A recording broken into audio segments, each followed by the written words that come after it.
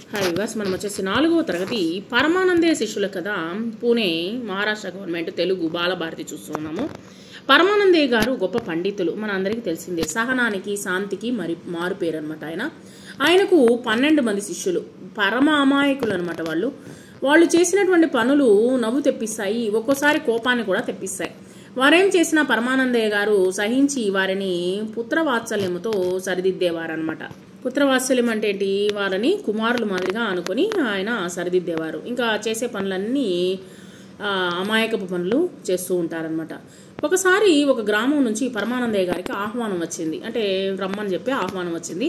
పరమానందయ్య గారు భార్య సుందరమ్మతో ఒంటెద్దు బండిలో బయలుదేరారు. అంటే బండి అప్పుడు ఎద్దుల బండి ఉండేది, ఆ బండిలో బయలుదేరారు. 12 మంది శిష్యులు బండి వెనక నడిచి వెళ్తూ ఉన్నారు. కొంత దూరం వెళ్ళిన తర్వాత గురువు గారు శిష్యులను పిలిచి, బండిలో నుంచి ఏమైనా సామాన్లు కింద పడుతుంటాయి, జాగ్రత్తగా చూస్తూ ఉండండి, కాస్త మేము నడుము వాలుస్తాము అని నిద్రపోయారనమాట వాళ్ళు. వెంటనే శిష్యులు చిత్తం అలాగే చేస్తాము అన్నారు. బండి కొంత దూరం వెళ్ళింది. బండి కుదుపుకు నెమ్మదిగా జరిగి మరచెంబు కింద పడింది. శిష్యులు అది కింద పడటం చూశారు. గురువుగారు జాగ్రత్తగా చూడమని చెప్పారు కానీ మనల్ని తీయమని చెప్పలేదు కదా, కనుక దాన్ని ముట్టడం తప్పు అని నిర్ణయించుకున్నారనమాట. బండి వెనకపోతూ చెంబు కనపడినంత వరకు చూచారు. ఇక్కడ చూడండి, ఈ శిష్యులు ఈ యొక్క చెంబును చూస్తూ ఉన్నారు. సరే, కొంతసేపటికి పరమానందయ్య గారికి మెలకు వచ్చింది. కాస్త మంచి తీర్థం పుచ్చుకుందాం అనుకున్నారు. తీర్థం అంటే నీళ్లు తాగుదాం అనుకున్నారు. ఎంత వెతికినా మరచెంబు కనపడలేదు. శిష్యులను పిలిచి మరచెంబు చూసారా అని అడిగారు. అంతా ఒక్కసారిగా చూసామండి అన్నారు. ఏది? ఆ గురువు గారు అడగ్గా, ఇక్కడికి చాలా దూరంలో మరచెంబు క్రింద పడిపోయింది, జాగ్రత్తగా చూస్తూ వచ్చాము అన్నారు. చూస్తూ రావడమేమిట్రా, దాన్ని తేలేదా అని ప్రశ్నించారు సుందరమ్మ గారు. తేలేదమ్మా, గురువు గారు ఏ వస్తువునైనా కింద పెడితే జాగ్రత్తగా చూస్తుండమని చెప్పారండి అన్నారనమాట. తెమ్మని చెప్పలేదు అన్నారు శిష్యులు. మాకు ఎక్కడ దొరికారా మీరు? ఎన్నిటికని ఓర్చుకోవాలి, ఎన్నిటికని ఓర్చుకోవాలి, మా వల్ల తప్పైపోయింది, ఇక ముందు ఇటువంటి పొరపాట్లు చేయం, జాగ్రత్తగా ఉంటాము అని బ్రతిమాలుకున్నారనమాట ఆ యొక్క శిష్యులు. సరే, ఇంకేం చేయాలా అర్థం కాలేదు అని సుందరమ్మ గారు మండిపడుతూ ఉన్నారు. ఏం చేయాలా అర్థం కాలేదు వాళ్ళకి, అంటే వాళ్ళకి అమాయకులు, ఏం తెలియదు వాళ్ళకి. సరే, పరమానందయ్య గారు వారిని చూసి జాలిపడి, బండి నుండి ఏదైనా క్రింద పడితే తీసి బండిలో వేయండి అని చెప్పి ప్రయాణం సాగించారు. కొంత దూరం పోయేసరికి చీకటి పడింది.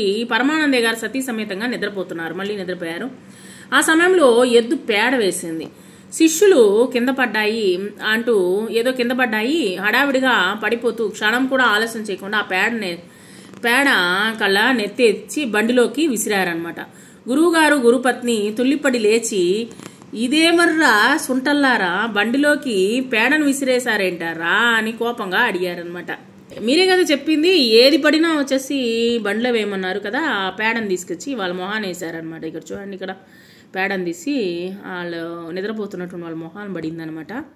అందుకు ఆ శిష్యులు, గురువుగారు మీరే కదండి ఏది కింద పడినా వెంటనే బండిలోకి వేయమని ఇందాకే కదా చెప్పారు, పేడ కూడా కింద పడితేనే కదా అని, కింద పడింది కదా అని తీసి బండిలోకి విసిరేసాము అంటూ బుద్ధిగా చేతులు కడుక్కొని నిల్చుకున్నారనమాట. ఇంకా చూడండి, అందరూ చేతులు కడుక్కుంటూ ఉన్నారు.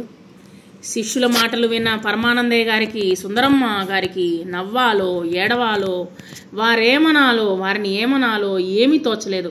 చివరకు వారి తెలివి తక్కువతనానికి బాధపడుతూ బండి దిగి సమీపంలో ఉన్న చెరువుకు పోయి శరీరము బట్టలు శుభ్రం చేసుకున్నారు. బండి శుభ్రం చేయించి బండి ఎక్కి గ్రామానికి వెళ్ళారనమాట. గ్రామస్తులు వారిని చూసి ఎంతో సంతోషించారు. గ్రామ కరణం గారి ఇంటిలో బస ఏర్పాటు చేశారు. 4 రోజులు పిండి వంటలతో భోజనాలు పెట్టించారు. ధనం, ధాన్యం, పప్పులు, బట్టలు ఇచ్చి సన్మానించారు. ఆ దంపతులు గ్రామస్తులను ఆశీర్వదించి ఆనందంగా తిరిగి స్వగ్రామానికి చేరుకున్నారు. సో ఈ విధంగా వాళ్ళ యొక్క తెలివితేటలు ఆ విధంగా ఉంటాయన్నమాట. శిష్యుల యొక్క తెలివితేటలు, పరమానందయ్య గారి శిష్యుల యొక్క తెలివితేటలు. అమాయకులు అంటే ఏమీ తెలియని వారు, పుత్రవాత్సల్యము అంటే పుత్రునిపై ప్రేమ, సతీ సమేతంగా అంటే భార్యతో కూడా, గురుపత్ని అంటే గురువు భార్య, మంచి తీర్థము అంటే మంచి నీరు, మరచెంబు అంటే ప్రయాణంలో త్రాగడానికి నీళ్లు పట్టుకునేటువంటి ఒక రకమైనటువంటి చెంబు అనమాట. ఇక్కడ పురుషులు అనేటువంటిది గురించి చూద్దాము. ఇక్కడ ఏమిచ్చినారంటే, ఉపాధ్యాయుడు నల్ల బల్ల మీద వ్రాసిన వాక్యాలను చదవండి, వాక్యముల్లో నీవు మీరు అనునవి ఎవరిని బోధిస్తున్నవి. ఇక్కడ చూడండి, నీవు ఇక్కడికి రా, మీరు ఇక్కడికి రావలసినది, నేను వస్తున్నాను, మేము వస్తున్నాము, వాడు వస్తున్నాడు, వారు వస్తున్నారు అని ఈ విధంగా రాయబడింది. రాజా ఎదుటి వారిని బోధిస్తున్నది ఏంటి అంటే ఉపాధ్యాయుడు వీటిని మధ్యమ పురుష అని అంటారు. అంటే ఎదుటి వారిని చెప్తున్నప్పుడు నేను, మేము అనున్నవి వచ్చేసి ఎవరిని బోధిస్తున్నవి అని అడిగారనమాట. డేవిడ్ వచ్చేసి తమను బోధిస్తున్నామని వాటిని ఏ పురుషాలు అంటారు అంటే ఉపాధ్యాయుడు వీటిని ఉత్తమ పురుషము అంటారు. ఇక వాడు, వారు అనున్నవి ఎవరిని బోధిస్తున్నవి అంటే ఇతరులను తెలియచేస్తున్నవి సార్ అంటే వీటిని ప్రథమ పురుష అని అంటారు. ఇప్పుడు రోజా ఇప్పుడు పురుషుల గురించి నల్లబల్ల మీద రాయి అంటే ఇప్పుడు చూడండి ఇక్కడ ప్రథమ పురుష అంటే వాడు, వారు, బహువచనంలో అయితే వారు, మధ్యమ పురుష అంటే నీవు, మీరు అని అర్థము, ఉత్తమ పురుష అంటే నేను, మేము. ఇక్కడ వచ్చేసి ఉత్తమ పురుషుడు అంటే ఏంటంటే మన గురించి చెప్పుకోవడము, లేదు మనల్ని గురించి చెప్పుకోవడాన్ని ఏమంటారంటే అంటే ఏకవచనంలోనూ బహువచనంలోనూ ఇక్కడ చెప్పడం జరిగింది. సో వాటిని ఏమంటారంటే ఉత్తమ పురుష అని అంటారు. ఉత్తమ పురుష అంటే నేను, మన గురించి చెప్పుకోవడము, నా గురించి చెప్పుకోవడాన్ని ఉత్తమ పురుష అంటారు.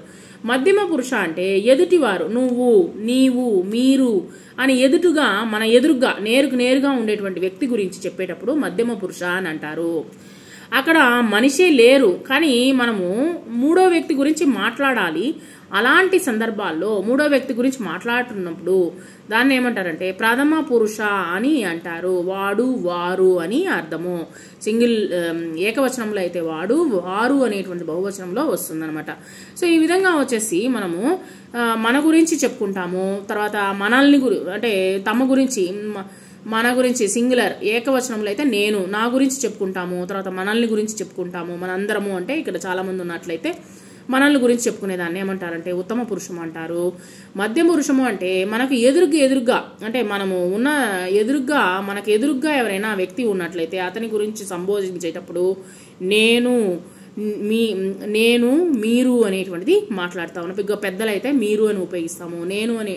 నీవు అనేటువంటిది ఎదుటి వ్యక్తి, నీ యొక్క స్నేహితుడు లేకపోతే నీకంటే తక్కువ చిన్న వయసులో ఉన్నటువంటి వ్యక్తులకు నీవు అనేటువంటిది ఉపయోగిస్తాము, సంబోధిస్తాము. తర్వాత ప్రథమ పురుషుడు అనేటువంటిది వచ్చేసి వాడు, వారు అంటే అక్కడ వ్యక్తి లేడు, వేరే దగ్గర ఉన్నాడు, అతని గురించి చెప్పేటప్పుడు ప్రథమ పురుష అని అంటాము. సో ఇక్కడ వచ్చేసి మనము వాక్యాల్లో ఏ పురుషానికి చెందినవో మనము తర్వాత నోట్స్ రాసేటప్పుడు చూద్దాము.